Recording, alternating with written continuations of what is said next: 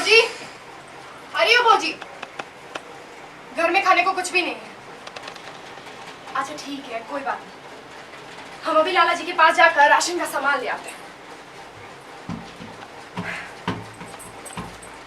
पद्मा लाला जी के पास गई, पर लाला जी ने उसे राशन का सामान नहीं दिया। लाख मिन्नत करने के बावजूद लाला जी ने उसकी एक न सुनी। दरअसल पद्मा और पद्मा की भौजी दोनों विधवा हैं। पद्मा की उम्र 22-23 और पद्मा की भौजी की 32-33 है। दोनों निसंतान और स्वाधीन प्रकृति की है। पद्मा लाला जी के पास से निराश घर को लौट गई। मैं क्या करूं? घर में खाने को कुछ भी नहीं। कहाँ जाऊं? चाचा जी, हाँ, चाचा जी के पास जाती हूँ, वो जरूर कुछ मदद करेंगे। चाचा जी, चाचा जी, नमस्ते चाचा जी। कैसे हैं आप? हम भी बढ़िया हैं।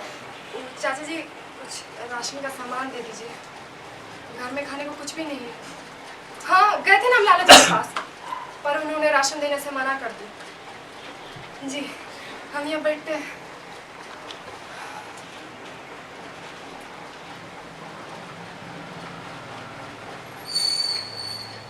धन्यवाद चाचा जी। हाँ, हम काम मिलते ही आपको पैसे वापस कर देंगे। जी ठीक, चलते हैं।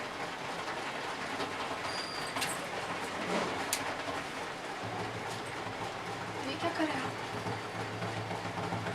देखिए चाचा जी, हमें नहीं चाहिए राशन।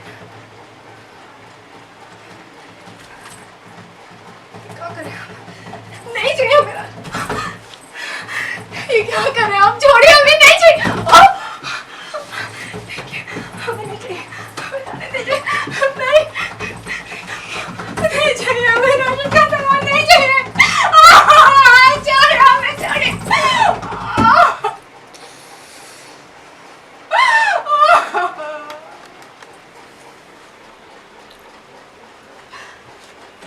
पर चाचा ने पद्मा की एक न सुनी, उसकी बेबसी और लाचारी का फायदा उठाया। वो कहते हैं ना, जब पेट में आग लगती है तो पाप और पुण्य नजर नहीं आता, तब तो पीठ थपथपाते हाथ भी मापने लगते हैं मानसिकता।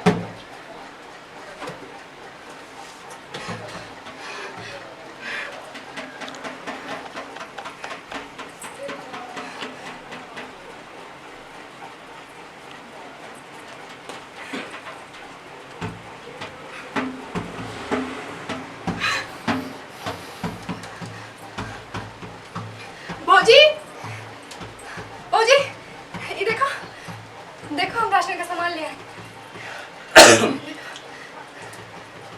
सब कुछ ये देखो ना, लो, चावल, दाल, सारी सब्जियां, सब कुछ ले आए। हाँ,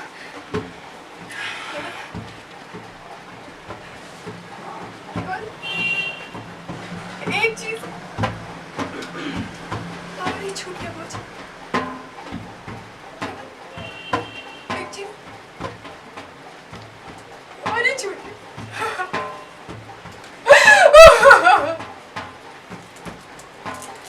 उस दिन जो पद्मा का छूटा, फिर उसे कभी नहीं मिल पाया।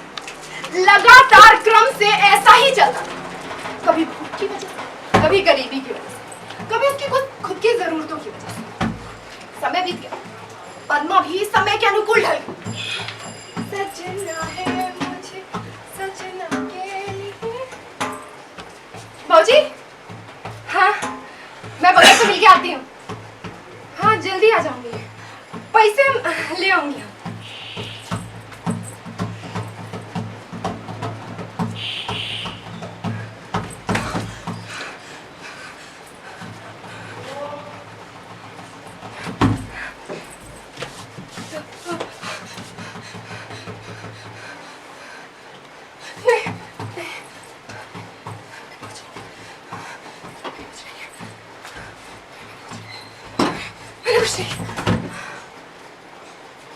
पद्मा बहुत दुखी और अत्यंत चिंतित थी। आंगन में आंखों में पश्चाताप और अपराध की सलज रेखा। अपनी भौजी से बिना कुछ बोले वो पूरब की कोठरी में घुस गई। रसोई घर से भौजी ने पूछा, लाल है क्या? पर बिना कोई उत्तर दिए हाथ में आईने कंघी लेकर वो रसोई घर से बाहर। आंगन में रखी एक चटाई पर बैठ गई, अत्यंत उदास। पसीने से भीगे मुंह को आंचल से पोंछती हुई रामगंज वाली रसोई घर से बाहर आई। अपनी ननद के उदास नेत्र, स्थिर चेष्टा और झुके मस्तक को देखकर सन रह गई। बोली, रुपए 8 आने भी नहीं मिलेंगे? नजदीक आकर बड़े स्नेह से पद्मा के मस्तक पर हाथ फेरती हुई रामगंज वाली बोली, क्यों भाई इस तरह मन दुखी क्यों है? बंगट बाबू से भेंट नहीं हुई क्या? मुझे बंगट से तो भेंट हुई थी, 2 रुपए भी दिए उसने, लेकिन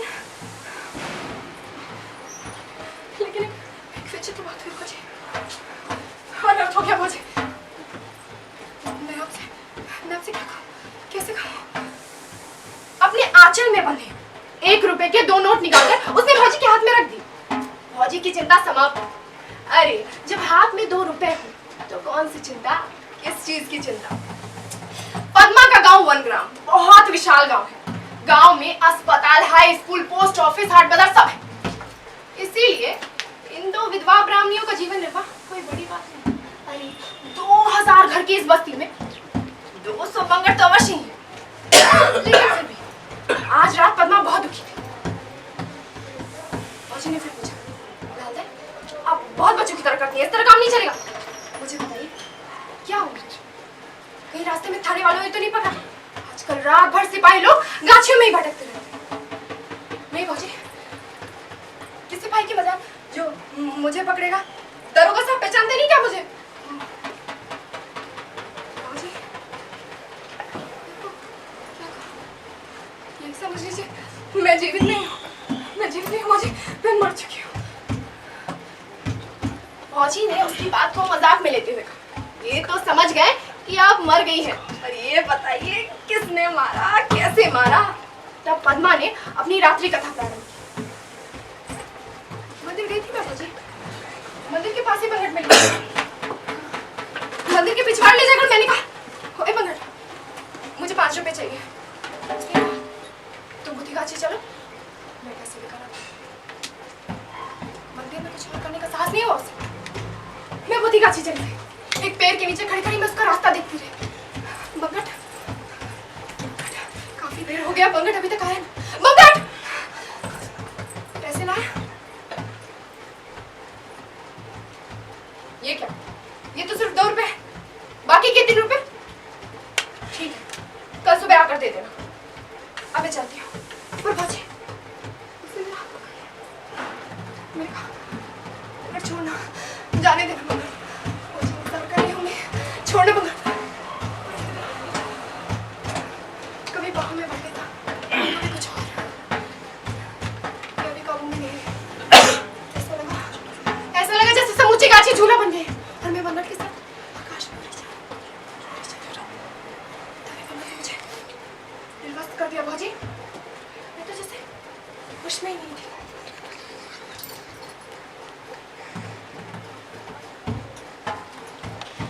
अब कितने चलिया गोभी दा फूल बन के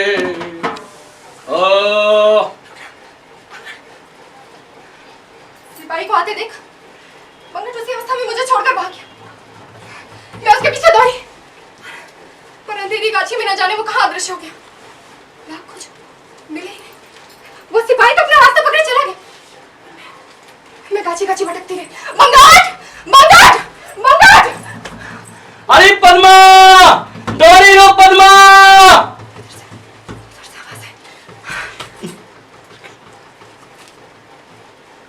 मैंने देखा एक गाछ के नीचे वो नंगा पड़ा है, चिचिया रहा है, छटपटा रहा है। पर भौजी, मैं तो जैसे भांग खाई मदमस्त थी। चांदनी रात में बंगट का समूची देह, सारे अंग एक बारगी देखकर रहा नहीं गया। रत्ती भर भी होश नहीं रहा कि क्या कर रही हूँ, क्यों कर रही हूँ। इससे अधिक कुछ भी आगे भौजी, आगे क्या हो कुछ भी आगे। लेकिन जब मैं होश में आई, मैं देखती हूँ बंगट नहीं है, मात्र उसका शरीर है। उस वक्त जब बंगट मेरा नाम लेकर चिल्लाया था, मुझे समझ आना चाहिए था शरीर नीला पड़ गया था। उसे उसे उसे सांप ने काट लिया था मुझे। उसे सांप ने काट लिया था। मैं एक मृत व्यक्ति के साथ सो के आई हूँ। मैं एक मृत व्यक्ति के साथ कैसे सो सकती हूँ? कैसे सो सकती हूँ? कैसे सो सकती हूँ? मैं एक मृत व्यक्ति के साथ कैसे सो सकती हूँ माँ जी?